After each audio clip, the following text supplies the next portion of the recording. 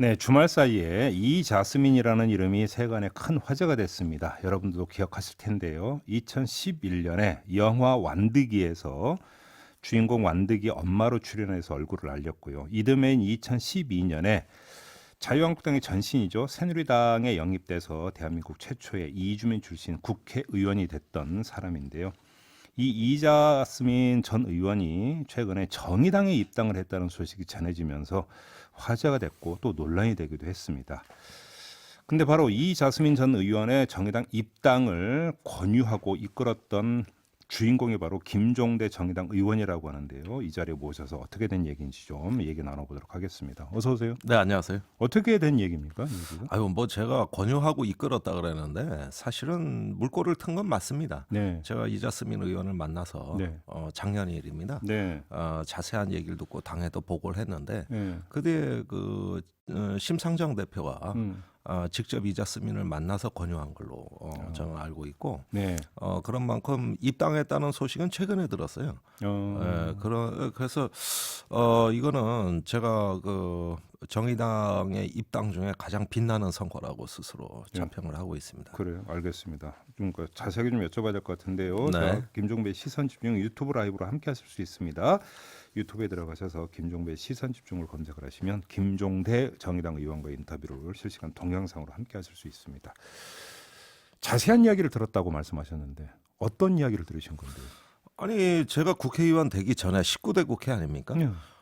그때 가장 눈에 띄는 사건이 이자스민법. 네. 국회 그 법이 발의된 것에 대한 우리 사회의 뜻하지 않은 반응이었어요. 잠깐 소개 좀 해주세요. 그러니까 기억에 가물되는 분들도 많으실 것 같은데. 이자스민법은 이제 외국인 노동자 또 체류자들의 그 자녀들이 네. 불법 체류자인 경우에는 국적을 주질 않잖아요. 네. 근데 그 모국에서도 국적을 안 준다고요. 음흠. 그러니까 무국적자로 20살이 다 된 거예요. 네. 그런 사람들이 2만 명에 육박한다는 건데 네. 유엔 아동권리 협약에 의하면 음. 난민이나 이주민들의 그 자녀들에 대해서는 일정한 교육이나 복지 혜택을 주게 돼 있거든요. 예. 이거는 이제 기본권 차원에서 해주는 겁니다. 그 이자스민법은 그런 내용을 담고 있고 여기서 국가가 한 1년에 부담하는 돈이 170억 원 정도 돼요. 이 정도 이제 국가가 부담하자는 건데 사실은 다른 법에서도 이미 다 하고 있는 걸 통합해서 하나의 네. 법으로 네. 이렇게 만든 것에 불과하고 또 원래 이 법의 대표 발의자는 민주당의 박영선 의원이었는데 예. 당시에 당 대표를 간다고 대표를 가니 법안 발의하기가 난처하다 그래서 이자스민 의원이 떠맡은 거예요. 네. 예. 그래서 그 법을 발의하게 된 거고 18대 때도 발의돼 있었던 법이고 그래서 제가 보니까 지극히 상식적인 법이란 말입니다. 근데 이제 그게 이제 논란이 되면서 이자스민 의원이 뭐 SNS 공간이 이런 데서 공격을 많이 당했었죠. 아니 뭐 전천후로 그렇게 공격이 왔는데 그 법이 법사위로 가는 순간 법사위 홈페이지가 마비됐잖아요. 네. 뭐 일베와 오유가 다 같이 공격하는 의원 뭐 이렇게 해가지고 사실은 한국 사회가 진영을 초월해서 거의 그 법안은 물론이고 이자스민 본인 신상 털기까지 해서 아주 뭐 조토화시켰다는 거예요. 그래서 그 그래서- 궁금해서 만나신 거예요, 작년에? 아니 그렇죠. 그래서 온갖 혐오와 차별을 한 몸에 받고 있는 게다가 정치적으로 파멸의 길로 간 이런 어떤 그 의원의 속사정이랄까 네. 또 본인의 생각이 궁금해가지고 제가 수소문을 했어요. 연락처를 알아내서 전화를 해서 만났죠. 그래서 그 동안에 그러면 19대 국회의원 임기 끝나고 나서 어떻게 지냈답니까? 조용하게 살았습니다. 방송 하나 그 작은 방송에 예. 진행자를 하고 있고 나머지는 시민단체 활동 예. 이렇게 해서 계속 그 이주민들의 권익을 위한 어떤 나름대로 기여는 해오고 있더라고요. 네. 다만 시끄러운 정치의 한복판, 음흠. 뭐 언론의 어떤 그 초점이 되는 이런 그 사람 많은 자리에는 안 나가고 살더라고요. 상처가 많았던 것 같던가요? 직접 만나보시니까? 그럴 거라고 생각하고 만난 건데, 예. 저도 상처가 많은 사람이라서 예. 피차간에 좀 공감이라도 나눠보자고 하는데 아니었어요. 잠깐 의원님이 상처가 많으시다고요? 그때 이제 예. 기생충 병사 사건을 아, 예, 제가 또 예. 해가지고 한참 시달리던 때입니다. 네, 네. 그래서 그런 어떤 그 심경을 한번 좀 나누고 싶어가지고 갔는데, 굉장히 밝더라고요. 아, 이 그래요? 낙천적 에너지는 한국 사람들한테는 발견하기 어려운 그런 어떤 그 낙천적 에너지, 거기에다가 자기를 공격한 사람도 절대 미워하지 않거나 비난하지 않고, 아무튼 그래서 인상이 깊어서 이제 당에 보고를 했고, 예, 그러니까 그런 보고를 하면서 그 우리 당으로 좀 영입을 했으면 좋겠다는 의사를 덧붙여서 보고를 하신 겁니까, 의원님이? 네, 그 저기 어 결국은 우리 한 국민 아닙니까? 네. 그런데도 우리가 못 갖고 있는 그 좋은 에너지는 꼭 정치에서 한번 주목해 줬으면 좋겠다. 이걸 그때 뭐 당해 보고한 것이 아니라 사실은 심상정 그 당시 의원한테 대표가 아니시죠. 그래서 자세하게 말씀을 드렸습니다. 그래요. 근데 좀 그 다음 일을 여쭤보기 전에 사실 19대 국회에서 이자스민 의원이 비례로 공천받은 것도 상당히 좀 그 사람들이 놀랍했던 어떤 그런 일이었었고, 음. 그다음에 비례가 이제 임기가 끝나고 나서 사실은 거의 2년이 딱 끊어지는 과정도 사실은 궁금하거든요. 어떻게 된 건지 좀 얘기 좀 들으셨어요? 아니 그 2012년에 19대 국회 때는 네. 제가 솔직히 말씀드리건데 새누리당 공천이 아주 훌륭했어요. 네. 그때 그 탈북자 출신 의원도 공천을 했고 또 이주민도 공천을 했고 네. 이런 걸 봤을 때는 오히려 한국당이 그 당시에 나름대로 저 새로운 어떤 개혁의 면모를 비춰줬던 건 사실입니다. 그때 비대위 체제였었죠. 새누리당 비대위 체제. 예, 새누리당 비대위 네네. 체제 때. 그래서 이게 좀 우리가 오히려 저기 진보를 자처하는 네. 이런 정당들이 해야 될 일을 선수를 뺏겼다. 음. 물론 그분들이 그 당에 들어가서 정치적으로 성공하지 못했어요.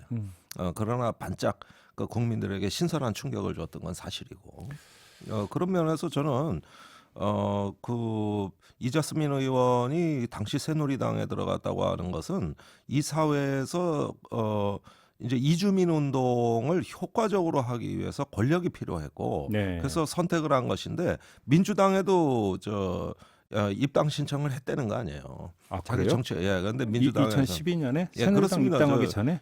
새누리당 입당 전에. 네. 근데 민주당에서는 안 받아줬고, 아, 그랬어요? 예, 그래서 이제 새누리당으로 가게 된 것이죠. 아, 그렇게 되는 거군요. 알겠습니다. 근데 자, 정의당이 어떤 그 진보의 가치를 표방하는 정의당이 네. 이주민의 권익을 대변하는 인물을 영입하는 것은 전혀 부자연스러운 일이 아닙니다. 어찌 보면 더 네. 먼저 해야 되는 일인 건 맞는데, 네. 근데 그 전 새누리당 의원 아닙니까? 네. 그다음에 이주민을 대표하는 그 사람이 이자스민 전 의원만 있는 건 아니잖아요. 그러겠죠. 근데 굳이 그 전 새누리당 의원이라는 그 과거 당적을 갖고 있는 분은 꼭 영입을 해야 됐던 특별한 이유가 있는 건가요? 일단 저는 제 개인적으로뿐만이 아니라 우리 정치가 이자스민 의원한테 빚을 지고 있다. 예, 어떤 비죠? 아니 혼자 십자가를 지게 했잖아요. 아, 예, 그런 예, 점에서. 이자스민 의원법이 아니라 하더라도 음흠. 이미 우리와 더불어 살아가는 이주민들 다문화 가정 또 이제 국제적인 난민이 된 어떤 그 새로운 2세대 네. 애들에 대해서는 우리 사회가 일정 정도 톨레랑스 이 포용으로 가는데 반드시 우리가 해결하고 넘어가야 될 문제였어요.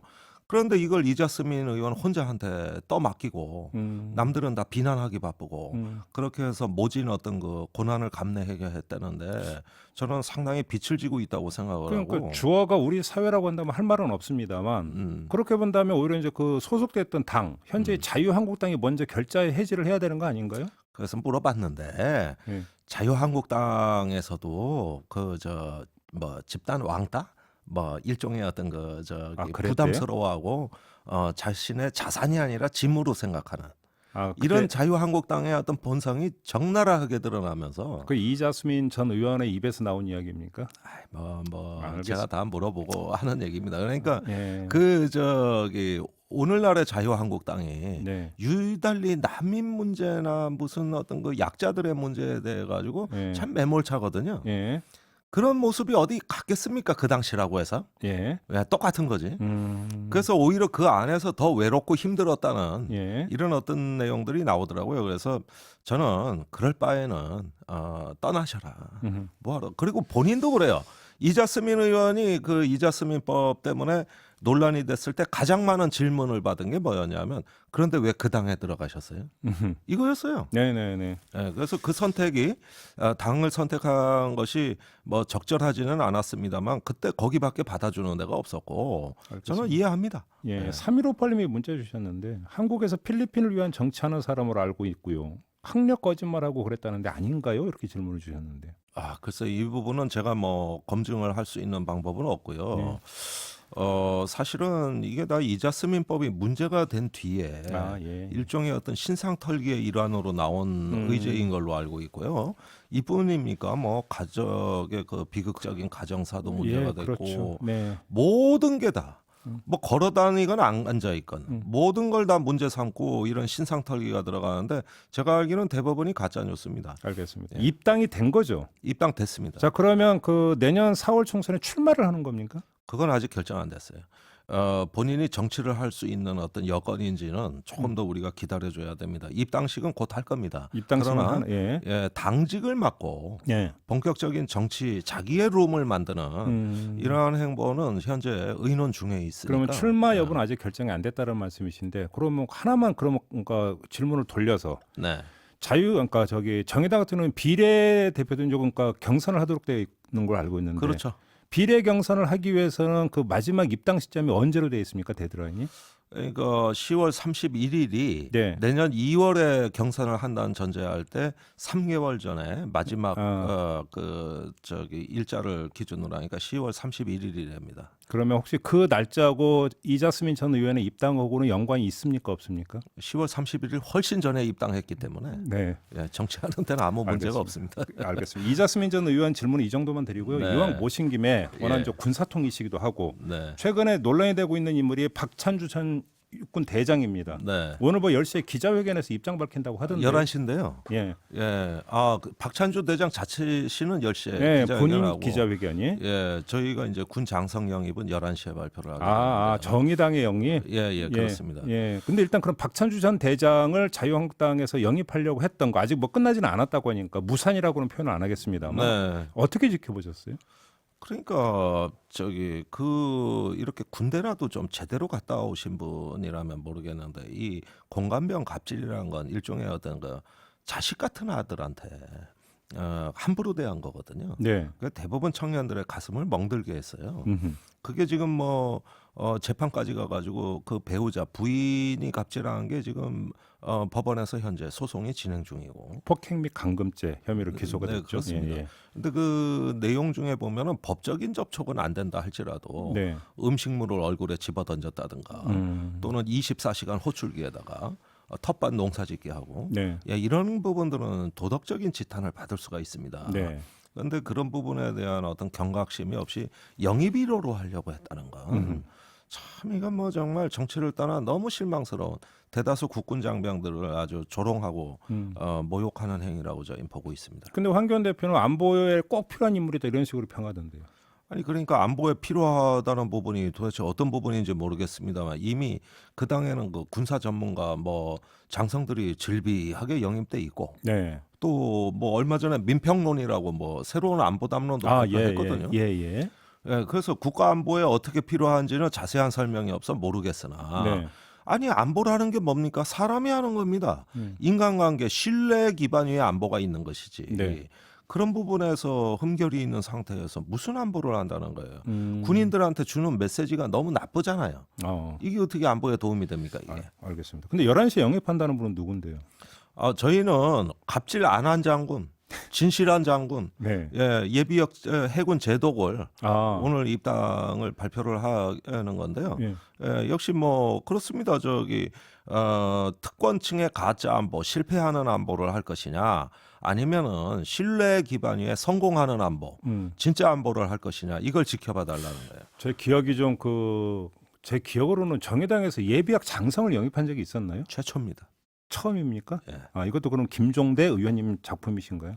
아니 뭐 자꾸 제가 뭐 한 것이 아니라 다 그분들이 의지가 있어서 제가 약간의 어떤 도움을 드렸을 뿐이죠. 알겠습니다. 입당의 변이 어떻게 나오는지는 11시에 보도록 하겠습니다. 네. 오늘 말씀 고맙습니다. 감사합니다. 정의당의 김종대 의원이었습니다. 이슈의 핵심을 꿰뚫는 예리한 시선, 믿고 듣는 진품 시사 김종배 시선 집중.